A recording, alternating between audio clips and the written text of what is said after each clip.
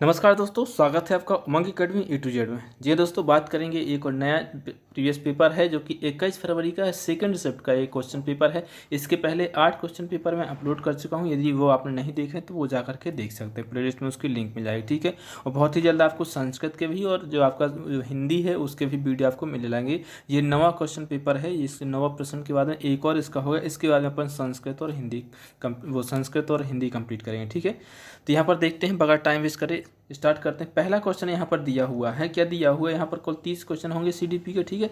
तो क्या है पहला क्वेश्चन, कविता को याद करने में प्रयुक्त विधि को कहा जाता है। कविता याद करने के लिए बोला जाता है छात्रों को, तो उसको कौन सी विधि कहा जाता है। बड़े पैमाने पर अधिगम, वितरित शिक्षा, या फिर क्रमिक संस्मरण, या फिर युग्मित सहयोगी अधिगम। तो क्या कहा जाता है, क्रमिक संस्मरण। कविता याद करने का कहने की जो विधि होती है याद करने की, वो होता है क्रमिक संस्मरण, ठीक है। नेक्स्ट क्वेश्चन है, दूसरा क्वेश्चन दिया हुआ है। दूसरा क्वेश्चन क्या दिया है, बहुत अच्छा क्वेश्चन है दूसरा क्वेश्चन। भाषा सापेक्षवादी परिकल्पना में मजबूत विश्वासियों का तर्क है कि भाषा बोध को निर्धारित करती है, भाषा विचार को निर्धारित करती है, भाषा स्मरण शक्ति को प्रभावित करती है, फिर भाषा विचार को प्रभावित करती है। तो क्या करती है, प्रभावित नहीं करती है, ना तो स्मरण शक्ति को प्रभावित करती है ना ही विचार को, ठीक है। तो तीसरा और चौथा तो होगा नहीं।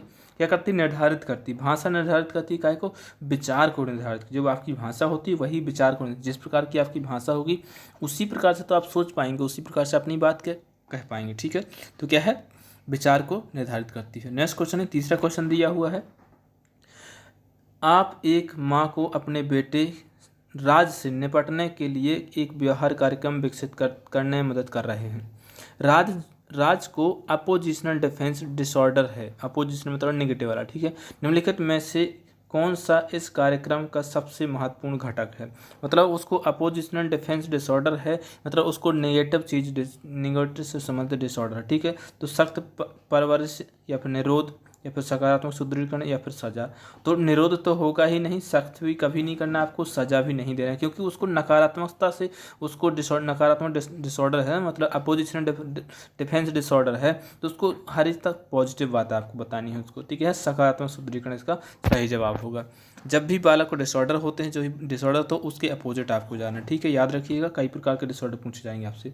एक व्यक्ति जिसमें प्रेरक उपलब्धि की कमी है वह है खालिस्तान प्रदर्शित करता है। मतलब एक व्यक्ति है जिसमें क्या है, प्रेरक उपलब्धि जो है वो नहीं है, मतलब प्रेरणा उसमें नहीं है, तो वो किस प्रकार से प्रदर्शित करेगा। आत्म आश्वासन, निराशावाद, व्यवहारवाद, सकारात्मक दृष्टिकोण। यदि उसमें प्रेरणा होती तो सकारात्मक होता, आत्मविश्वास होता, आत्म आश्वासन होता, तो पहला और चौथा तो नहीं होगा, ठीक है। अब व्यवहारवाद भी नहीं होगा, क्योंकि उसके मन में प्रेरणा ही नहीं है कि मतलब उसके लिए कुछ काम बोला जाए, फिर वो कुछ करना चाहे। तो क्या है, निराशा। वो जब उस किसी व्यक्ति को यदि किसी चीज़ से प्रेरित नहीं होता है वो, तो अंदर ही अंदर क्या हो जाता है, वो निराश हो जाता है, बहुत ही क्या है, गुमसुम रहने लगता है, उसका मन नहीं लगता है, कई प्रकार की समस्याएं। तो निराशावादी, ठीक है, निराशावाद इसका सही जवाब होगा। नेक्स्ट क्वेश्चन है, पांचवा क्वेश्चन दिया है, क्या दिया है क्वेश्चन, समावेशी शिक्षा में योजना को खालिस्तान के द्वारा पालन किया जाना चाहिए। समावेशी शिक्षा के ऊपर है कि समावेशी शिक्षा में योजना को किसके द्वारा पालन किया जाना चाहिए। सार कथन के द्वारा, मूल्यांकन के द्वारा, कार्यान्वयन के द्वारा, फिर आकलन के द्वारा। तो समावेशी शिक्षा में कार्यान्वयन, जो इम्प्लीमेंटेशन जो है, ये क्वेश्चन ये याद रखिए, इंग्लिश में याद रखिए इसको, इम्प्लीमेंटेशन, ठीक है। तो इसको याद रखिए, इसका सही जवाब होगा तीसरा, कार्यान्वयन, ठीक है। नेक्स्ट क्वेश्चन है, छठवां क्वेश्चन, बहुत इंपॉर्टेंट क्वेश्चन, प्लेलिस्ट में इसकी लिंक मिल जाएगी, इस पर आधारित एक वीडियो बना होगा, यदि नहीं बना हो तो देख लीजिए, यदि फिर बना देंगे। अब मैडम ने क्लास ली थी शायद इसकी, तो वो देख सकते हो, वहाँ से पूरा का पूरा निचोड़ दिया है मैडम ने इसका, जो भी क्वेश्चन है इससे पूछे जाते हैं।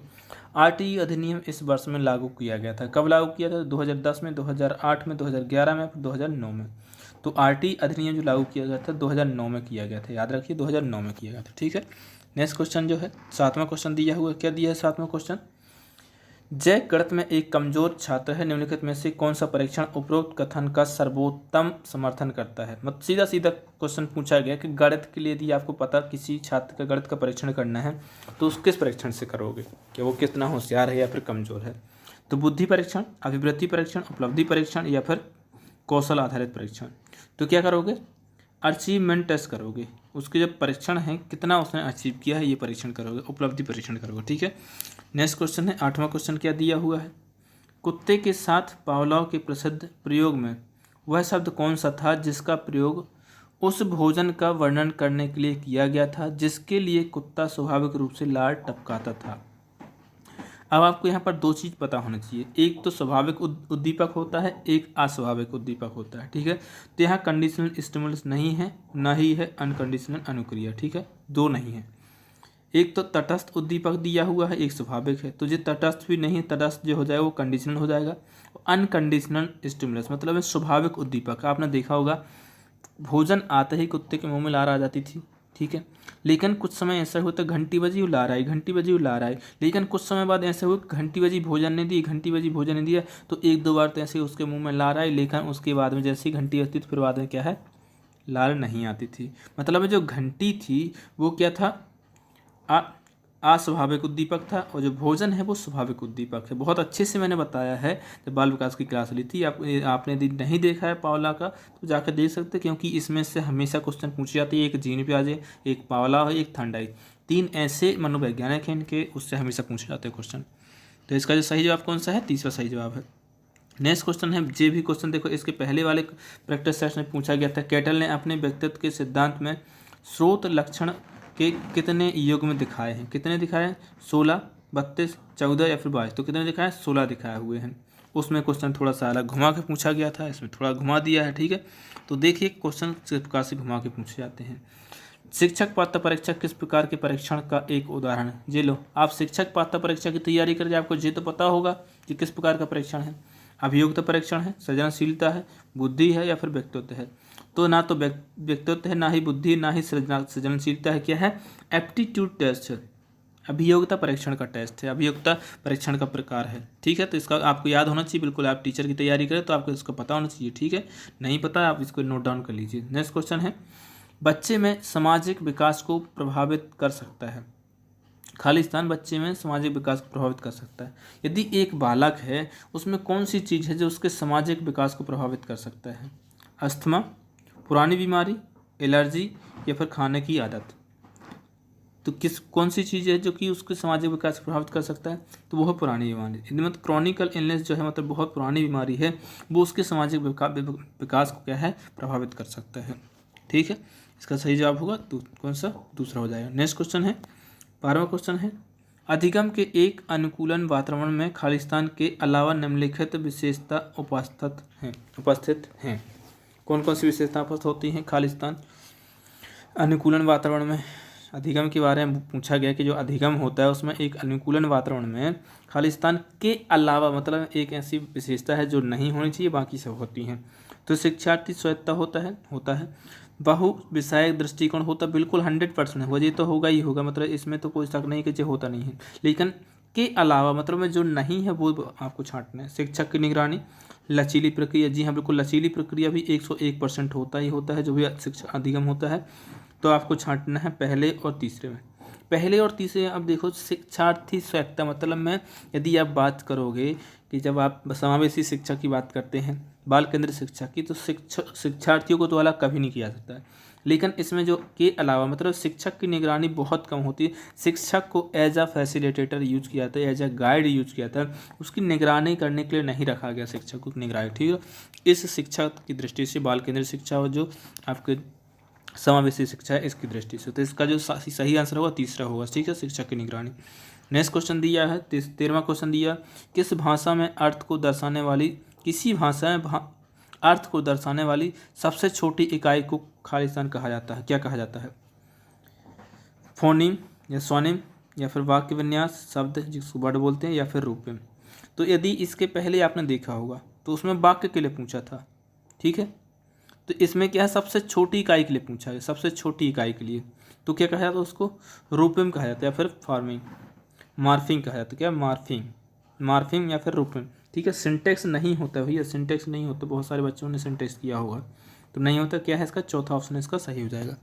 नेक्स्ट क्वेश्चन जो दिया हुआ है 14वां क्वेश्चन दिया हुआ, क्या है क्वेश्चन, थोड़ा सा क्वेश्चन बड़ा है लेकिन आसान है। निम्नलिखित में से कौन सा कथन कक्षा अभ्यास में आंतरिक प्रेरणा को सबसे अच्छी तरह वर्णित करता है।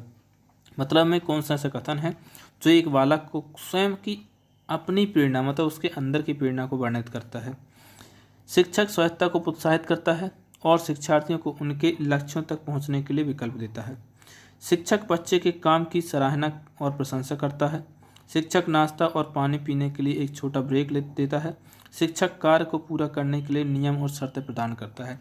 तो ये सराहना तो बाहरी प्रेरणा है, और ये नाश्ता ब्रेक लेना भी क्या है, बाहरी प्रेरणा है। और ये तीसरा भी क्या है, ये कोई बाहरी प्रेरणा ही है, शर्त रख दी गई है उसके सामने कि किस प्रकार के नियम होंगे। ठीक है, और इसका जो सही जवाब है वो है पहला।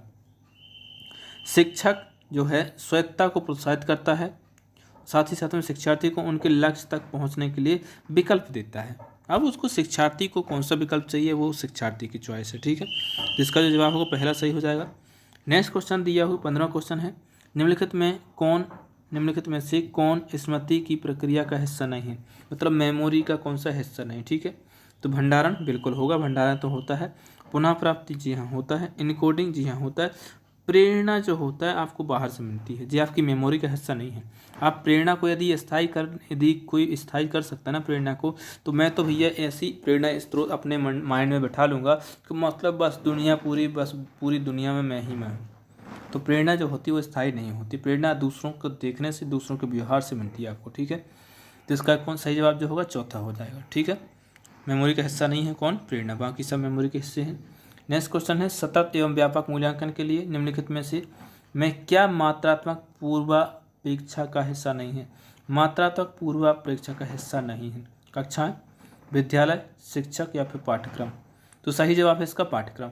पाठ्यक्रम जो है वो मात्रात्मक नहीं है, क्या है, पाठ्यक्रम जो है मात्रात्मक के साथ साथ गुणात्मक भी है। ठीक है, तो जो बाकी सब चीज़ें कक्षाएं, विद्यालय, शिक्षक जो क्या है मात्रात्मक होती है, इनकी काउंटिंग की जा सकती है। जो पाठ्यक्रम है वो क्या होता है, बहुत ही गुणात्मक होता है और विस्तृत होता है, सतत एवं व्यापक इसी यहाँ पर लिखा हुआ। ठीक है, तो इसका सही जवाब होगा चौथा हो जाएगा। नेक्स्ट क्वेश्चन जो है 17वां क्वेश्चन दिया हुआ है, क्या दिया हुआ क्वेश्चन, स्मृति के किस भाग में 15 से 25 सेकंड में अनावश्यक जानकारी को भूल जाना शामिल है। कौन सा भाग है ऐसा, दीर्घकालिक स्मृति, संवेदी रजिस्टर, चलन स्मृति या फिर लघुकालीन स्मृति। तो समय देखिए सिर्फ 15 से 25 सेकंड के लिए, मतलब लघु समय है ना, तो लघुकालीन स्मृति इसका सही जवाब हो जाएगा। आप सभी से रिक्वेस्ट है कि यदि चैनल को अभी तक सब्सक्राइब नहीं किया है तो सब्सक्राइब कर लें, साथ ही साथ उसका जो बेल आइकन है उसको प्रेस कर लें, ताकि जैसे ही कोई वीडियो डलेगी उसका नोटिफिकेशन आपको मिल जाएगा। वो अन्य किसी विषय की वीडियो पाने के लिए आप चैनल की जो डिस्क्रिप्शन, इसी वीडियो में डिस्क्रिप्शन बॉक्स में लिंक मिल जाएगी प्लेलिस्ट की, तो वहाँ से जो भी आपको वीडियो देखना देख सकते हैं।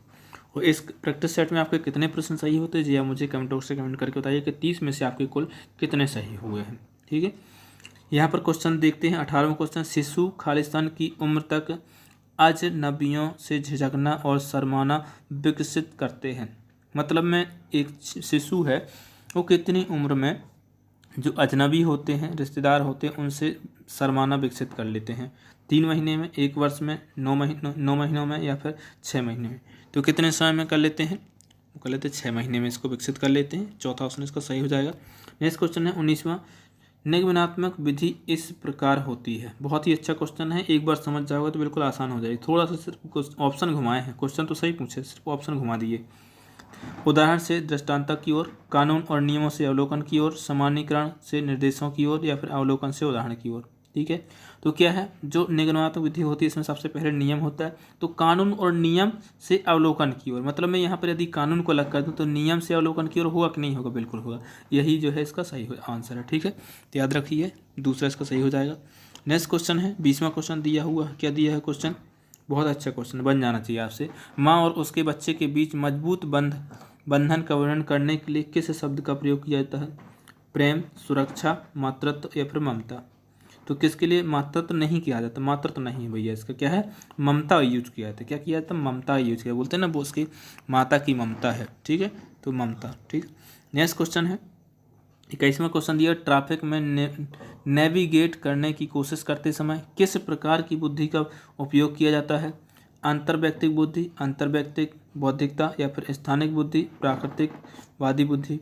तो जो मैंने पहले ही बताया, इस प्रकार का क्वेश्चन पहले ही पूछा। ट्रैफिक नेविगेशन मतलब जब आप देखें ट्रैफिक क्या होता है, एक निश्चित स्थान पर लगाया जाता है, तो स्थानिक बुद्धि हो जाएगा इसका सही आंसर। ठीक है, तो इस प्रकार से आप कोरिलेट करके भी लगा सकते हैं।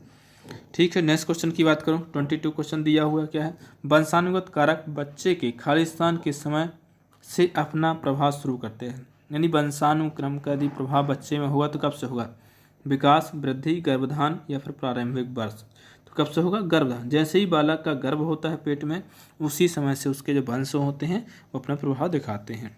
ठीक है। नेक्स्ट क्वेश्चन है, रचनावाद यह मानता है कि सभी ज्ञान निम्न है। कैसे है? शिक्षार्थियों के पूर्ववर्ती ज्ञान से निर्मित है, शिक्षार्थी द्वारा केवल निर्मित है, शिक्षक द्वारा शिक्षार्थियों को प्रेरित है या फिर प्रेषित है, या फिर व्यक्तिगत अनुभव के माध्यम से केवल प्राप्त किया सकता है। जहाँ पर आपको किसी भी ऑप्शन में यदि केवल लिखा मिल जाए, वो जो है वो केवल तो हो ही नहीं सकता कभी भी आंसर सही। ठीक है, हमेशा नेगेटिव में जाएगा वो। शिक्षक द्वारा शिक्षार्थियों को प्रेषित नहीं है। क्या है? जो आपका रचनात्मकवाद जो है यह मानता है कि सभी ज्ञान क्या होते हैं? शिक्षार्थियों के पूर्ववर्ती ज्ञान से निर्मित होते हैं। जो भी आपने ज्ञान सीखा या फिर आप जो भी आप ज्ञान अर्जित करते हैं, पहले आपने मोबाइल चलाना सीखा, कुछ भी यदि आप सीखते हैं तो जो आपने पहले सीखा है उसी से रिलेटेड जो होगा वो आप सीखते जाएंगे, तो पूर्व ज्ञान से निर्मित होता है। ठीक है, तो इसका जो सही जवाब होगा पहला होगा। नेक्स्ट क्वेश्चन है 24 क्वेश्चन दिया हुआ। क्या दिया है? कोहल वर्ग के अनुसार बच्चा खाली स्थान नैतिक विकास चरण में माता पिता और बड़ों की सामाजिक और राजनीतिक मान्यताओं पर सवाल उठा सकता है। पश्च पारंपरिक, औपचारिक पारंपरिक, पूर्व पारंपरिक या फिर पारंपरिक। तो कोहल वर्ग की ये तीन अवस्था है। पहले में तो दंड होता है, दूसरे में जो होती है समाज को देख करके करता है, तीसरा जो होता है और तीसरे को ही बोला जाता है क्या है, लास्ट में औपचारिक पारंपरिक होता है। लेकिन यहाँ पर क्या है, पश्च पारंपरिक दिया हुआ है, पूर्व पारंपरिक और पश्च पारंपरिक दिया हुआ है। तो जो होता है पश्च पारंपरिक होता है, इसमें वो सवाल उठाने लगता है। और उसके बाद सबसे लास्ट की जो होती है औपचारिक पारंपरिक होता है। ठीक है, तो इसका जो सही जवाब कौन सा होगा? पहला, पश्च पारंपरिक। मतलब जो पारंपरिक है वो लास्ट वाली, पूर्व वाली नहीं, लास्ट वाली। ठीक है, इसका सही जवाब होगा पहला। नेक्स्ट क्वेश्चन दिया हुआ 25वां क्वेश्चन दिया हुआ। क्या क्वेश्चन दिया हुआ है? आप छात्रों के औसत अंकों की गणना कैसे करेंगे? ज्योमेट्रिक माध्यम से, प्रसरण माध्यम से, या फिर मानक विचलन से, या फिर अंकगणित औसत से। तो छात्रों के औसत अंकों की गणना आप कैसे करेंगे? अंकगणित औसत से करेंगे। ठीक है, तो इसका सही जवाब चौथा होगा। नेक्स्ट क्वेश्चन है 26 क्वेश्चन दिया हुआ है। बहुत जल्दी कराने की कोशिश करता हूँ, बहुत ज़्यादा समय नहीं लेता हूँ, फिर भी थोड़ा सा आपको क्या है समझाना होता है। यदि मुझे क्वेश्चन पेपर करना हो तो मैं 15 से 20 मिनट के अंदर 30 क्वेश्चन कर लेता हूँ। पहले मेरे से भी नहीं होता था, जब मैं शुरुआत में मैंने स्टडी की थी, तो जब 16 के समय में मैंने एग्ज़ाम दिया था सीटेट का, तब मुझे भी टाइम लगता था। लेकिन जब मैंने 18 का एग्ज़ाम क्रॉस किया तब मुश्किल से 15 मिनट लगता था मुझे बाल विकास का प्रैक्टिस सेट करने में, जो भी क्वेश्चन पेपर हल करता था। तो आपका भी हो जाएगा धीरे धीरे, यदि आपको भी ये मिलेगा ना समय, आप भी जल्दी कर पाएंगे। ठीक है, एक बार इसको आप कर लेंगे तो फिर बहुत दोबारा में आप बिल्कुल आसान से कर पाएंगे। नेक्स्ट क्वेश्चन है, आमतौर पर सभी कक्षाओं में विविधता होगी, उस आयाम को पहचाने जो बहुत अधिक विविधता से संबंधित कई समस्याओं को प्रस्तुत नहीं करता है। आमतौर पर सभी कक्षाओं में विविधता होगी, उस आयाम को पहचाने जो बहुत अधिक विविधता से संबंधित कई समस्याओं को प्रस्तुत नहीं करता है। सांस्कृतिक पृष्ठभूमि, भौगोलिक स्थिति, सामाजिक मान्यताएं और पुष्ट योग्यताएं। तो क्या है जो बहुत ज़्यादा समस्याओं को प्रस्तुत नहीं करता, वो है भौगोलिक स्थिति। भौगोलिक स्थिति जो होती है बहुत ज़्यादा नहीं को करता, समस्याएं खड़ी नहीं करता, जो कि संस्कृति करती है, सामाजिक मान्यताएं करती हैं, वो पुष्टि योग्यताएं करती हैं, ये बहुत ज़्यादा समस्याएं खड़ी करती हैं। लेकिन जो क्या है, जो विविधता है वो भौगोलिक होती है, लेकिन सबसे कम होती इन चारों में। ठीक है, तो याद रखिएगा। नेक्स्ट क्वेश्चन जो है 27वां क्वेश्चन दिया हुआ है, निम्नलिखित में से कौन सी सफलता के लिए एक बच्चे की विशेषताएं हैं? सफलता के लिए एक बच्चे की कौन सी विशेषता होगी? अधिगम पर लगातार ध्यान केंद्रित करना, स्वयं पर ध्यान केंद्रित करना, कार्यपत्रक, वर्कशीट और नोट व्यवस्थित करना, भाग्य पर विश्वास करना। तो सफलता के लिए जो बच्चे की विशेषता होनी चाहिए वो अधिगम पर लगातार ध्यान केंद्रित करना। जो आपका अधिगम है उस पर ध्यान केंद्रित आपको करना पड़ेगा, तभी तो आप सफल होंगे। तो इस प्रकार से इसका सही जवाब हो जाएगा पहला। ठीक है, नेक्स्ट क्वेश्चन है, संज्ञानात्मक रचनावाद के अनुसार अधिगम निम्न का एक परिणाम है। अधिगम किसका परिणाम है? व्यवहार और सहयोगात्मक प्रक्रियाओं का, संरचनाओं का और संयोजन और आवास का, बाहरी और आंतरिक सुदृढ़ीकरण का, कार्यवाही का, पुरस्कार और दंड। तो इसका सही जवाब कौन सा है? दूसरा। कई का है संरचनाओं का संयोजन और आवास, जो क्या है अधिगम है, इन सब का परिणाम है। नेक्स्ट क्वेश्चन है 29 क्वेश्चन, सेकेंड लास्ट क्वेश्चन है इस प्रैक्टिस टेस्ट का। कौन सा मूल्यांकन पूर्व निर्धारित मानकों के एक निश्चित सेट के विरुद्ध छात्र के प्रदर्शन को मापता है? कौन सा मूल्यांकन पूर्व निर्धारित मानकों के एक निश्चित सेट के विरुद्ध छात्र के प्रदर्शन को मापता है। सामान्य संदर्भित आकलन, मानदंड संदर्भित आकलन, या फिर नैतिक आकलन, या फिर उपलब्धि का आकलन। तो मूल्यांकन से पूर्व निर्धारित मानकों क्या है, मानदंड संदर्भित आकलन, जो है दूसरा इसका क्या हो जाएगा, सही हो जाएगा, मानदंड संदर्भित आकलन, मानदंड संदर्भित आकलन। ठीक है। नेक्स्ट क्वेश्चन है 30वां क्वेश्चन दिया हुआ है। क्या दिया हुआ क्वेश्चन दिया हुआ है, राधा ने अपने छात्रों से उनके लिए ही एक अभ्यास से प्रश्न बनाने और उससे संबंधित उत्तर लिखने के लिए कहा। एक छात्र संज्ञानात्मक विकास के किस चरण में इस कार्य के निहितार्थ से सबसे अधिक लाभान्वित होता है? संवेदी मोटर अवस्था, मूर्त संक्रियात्मक अवस्था, औपचारिक संक्रियात्मक अवस्था, या फिर पूर्व संक्रियात्मक अवस्था। जब इतनी क्षमता बालक में हो जाएगी कि वो कोई पाठ पढ़ेगा, वो उसमें से एक क्वेश्चन भी बना सकता है, उसका जवाब भी लिख सकता है, वो जो आपकी अवस्था होगी वो होगी आपकी औपचारिक संक्रियात्मक अवस्था, जीन प्याजे के अनुसार सबसे लास्ट वाली अवस्था। ठीक है। तो आई होप आपको वीडियो पसंद आया होगा। यदि वीडियो पसंद आया है तो वीडियो को लाइक कर दें, कमेंट कर दें, किसी प्रकार के सवाल हो तो वो भी कमेंट बॉक्स से कमेंट कर दें। अब आप लोग ये कमेंट बॉक्स में कमेंट करने के लिए क्वेश्चन भी तो होना चाहिए, क्या आपको कमेंट करना है। तो आपकी जो स्टेज है, कौन सी स्टेज, मूर्त संक्रियात्मक अवस्था, जो ये दूसरी वाली, ये कितने वर्ष से होती है, खाली स्थान से खाली स्थान। ठीक है, वर्ष आपको बताना है, खाली स्थान वर्ष यहाँ कितने वर्ष होगा, यहाँ कितने वर्ष होगा। बस मिलते हैं एक नए वीडियो में, तब तक के लिए नमस्कार।